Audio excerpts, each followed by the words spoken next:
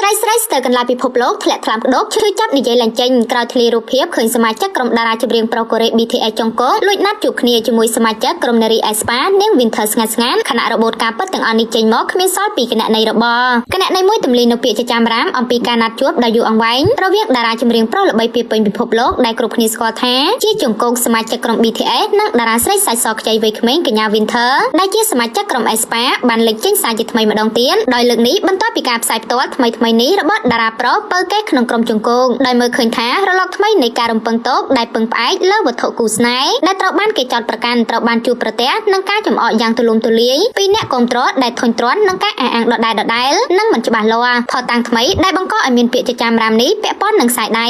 ក្នុងកំឡុងពេលផ្សាយផ្ទាល់ចុងក្រោយរបស់គាត់អ្នកប្រើប្រាស់បណ្ដាញសង្គមអ៊ីនធឺណិតមួយចំនួនបានអះអាងថាជង្គង់កំពុងតែពាក់ខ្សែដៃមើលទៅដូចជាខ្សែដៃដែល Winter តែងតែពាក់ដោយសន្និដ្ឋានថាវាត្រូវតែជាវត្ថុគូស្នេហ៍សម្ងាត់ការសង្កេតនេះបាននាំឲ្យមានវីដេអូដ៏ពេញនិយមនិងការបង្ហោះដ៏គួរឲ្យអស់សំណើចយ៉ាងខ្លាំងនៅលើវេទិកាកូរ៉េដែលមានឈ្មោះថា NetPen ដែលអ្នកប្រើប្រាស់បានចែករំលែកបញ្ជីនៃវត្ថុដែលត្រូវគ្នាទោះជាយ៉ាងណាក៏ដោយអ្នកគាំទ្រជាច្រើនបានបិទគំនិតនេះយ៉ាងឆាប់រហ័សដោយចំអល់បង្ហាញពីភាពមិនសមហេតុផលនៃការអះអាងអ្នកអត្ថាធិប្បាយជាច្រើនបានកត់សម្គាល់ថាប្រភេទខ្សែដៃដែលកំពុងសួរគឺជារចនាបថទូទៅដែលពាក់ដោយតារា K-pop រាប់មិនអស់អ្នកខ្លះថែមទាំងបានផ្ដល់រូបថតដែលបង្ហាញពីភាពខុសគ្នាយ៉ាងច្បាស់ៗរវាងគ្រឿងបន្សំទាំងពីរដែលបង្ហាញថាពួកគេមិនដូចគ្នាអារម្មណ៍ទូទៅគឺថាពាក្យចចាមរាមទាំងនេះគឺជាការប៉ុនប៉ងគ្មានមូលដ្ឋានច្បាស់លាស់ដើម្បីភ្ជាប់តារាឯកជនទាំងពីរឲ្យមានរឿងអាស្រូវជាប់ខ្លួនជាអកុសលនេះមិនមែនជាលើកទី1នោះទេដែលការអះអាងអំពីការណាត់ជួបបែបនេះបាននាំឲ្យមានបញ្ហ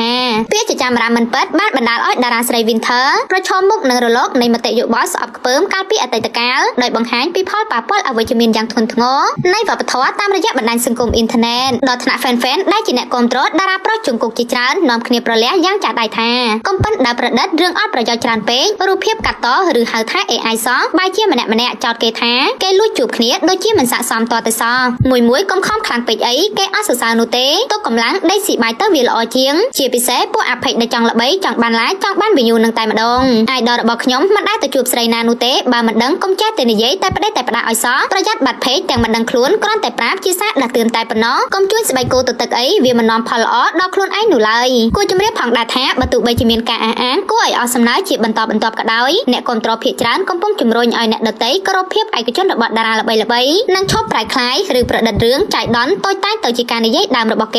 េស្រីស្រីស្ទើរកន្លងពិភពលោកធ្លាក់ថ្លាមក្តោបឈឺចាប់និយាយឡើងចេញក្រោយធ្លាយរូបភាពឃើញសមាជិកក្រុមតារាចម្រៀងប្រុសកូរ៉េ BTS ចុងកលួចណាត់ជួបគ្នាជាមួយសមាជិកក្រុមនារី aespa នាង Winter ស្ងាត់ស្ងាត់ខណៈរបូតការពិតទាំងអស់នេះចេញមកគ្មានសល់ពីគណនីរបស់គណនីមួយទម្លាយនៅពាក្យចចាមរាមអំពីការណាត់ជួបដ៏យូរអង្វែងរវាងតារាចម្រៀងប្រុសល្បីពីពេញពិភពលោកដែលគ្រប់គ្នាស្គាល់ថាជាចុងកសមាជិកក្រុម BTS និងតារាស្រីសាច់សខ្ចីវ័យក្មេងកញ្ញា Winter ដែលជាសមាជិកក្រុម aespa បានលេចចេញសារជាថ្មីម្ដងទៀតដោយលើកនេះបន្ទាប់ពីការផ្សាយផ្ទាល់ថ្មីនេះរបស់តារាប្រុសបើកេះក្នុងក្រុមជង្គង់ដោយមើលឃើញថារលកថ្មីនៃការរំពឹងទុកដែលពឹងផ្អែកលើវត្ថុគូស្នេហ៍ដែលត្រូវបានគេចោទប្រកាន់ត្រូវបានជួបប្រទះនឹងការចំអកយ៉ាងទូលំទូលាយពីអ្នកគាំទ្រដែលធុញទ្រាន់នឹងការអះអាងដដែលនិងមិនច្បាស់លាស់ផតាំងថ្មីដែលបង្កឲ្យមានពាក្យចចាមរាមនេះពាក់ព័ន្ធនឹងខ្សែដៃក្នុងកំឡុងពេលផ្សាយផ្ទាល់ចុងក្រោយរបស់គាត់អ្នកប្រើប្រាស់បណ្ដាញសង្គមអ៊ីនធឺណិតមួយចំនួនបានអះអាងថាជង្គង់កំពុងតែពាក់ខ្សែដៃមើលទៅដូចជាខ្សែដៃដែល Winter តែងតែពាក់ដោយសន្និដ្ឋានថាវាត្រូវតែជាវត្ថុគូស្នេហ៍សម្ងាត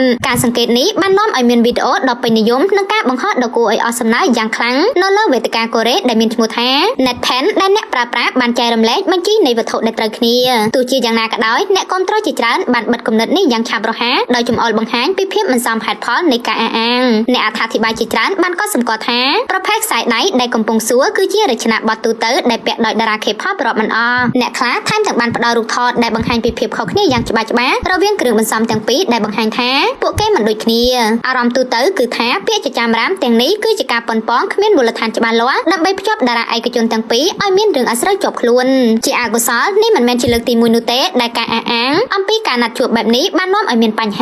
ាពាក្យចចាមរាមមិនពិតបានបណ្ដាលឲ្យតារាស្រី Winter ប្រឈមមុខនឹងរលកនៃមតិយោបល់ស្អប់ខ្ពើមកាលពីអតីតកាលដោយបង្ហាញពីផលប៉ះពាល់អវិជ្ជមានយ៉ាងធ្ងន់ធ្ងរនៃវប្បធម៌តាមរយៈបណ្ដាញសង្គមអ៊ីនធឺណិតដល់ថ្នាក់ fan ដែលជាអ្នកគាំទ្រតារាប្រុសជង្គង់ជាច្រើននាំគ្នាប្រលះយ៉ាងចាស់ដៃថាកុំប៉ិនដើរប្រឌិតរឿងអត់ប្រយោជន៍ច្រើនពេករូបភាពកាត់តឬហៅថា AI សោះបែរជាម្នាក់ចោទគេថាគេលួចជួបគ្នាដូចជាមិនស័ក្តិសមតទៅសោះមួយកុំខំខ្លាំងពេកអីគេអត់សរសើរនោះទេទុកកម្លាំងដេកស៊ីបាយទៅវាល្អជាងជាពិសេសពួកអាផិចដែលចង់ល្បីចង់បានឡាយ ចង់បានវិញ្ញាណនឹងតែម្ដងអាយដលរបស់ខ្ញុំមិនដែលទៅជួបស្រីណានោះទេបើមិនដឹងកុំចេះតែនិយាយតែផ្ដេសតែផ្ដាស់ឲ្យសោះប្រយ័ត្នបាត់ភេកទាំងមិនដឹងខ្លួនគ្រាន់តែប្រាប់ជាសារដាស់តឿនតែប៉ុណ្ណោះកុំជួយស្បែកគោទៅទឹកអីវាមិននាំផលល្អដល់ខ្លួនឯងនោះឡើយគួរជម្រាបផងដែរថាបើទោះបីជាមានការអះអាងគួរឲ្យអស់សំណើជាបន្តបន្ទាប់ក៏ដោយអ្នកគ្រប់គ្រងភាគច្រើនកំពុងជំរុញឲ្យអ្នកដទៃគោរពភាពឯកជនរបស់តារាល្បីៗនិងឈប់ប្រែក្លាយឬប្រឌិតរឿងចាយដន់តូចតាចទៅជាការនិយាយដើមរបស់គេ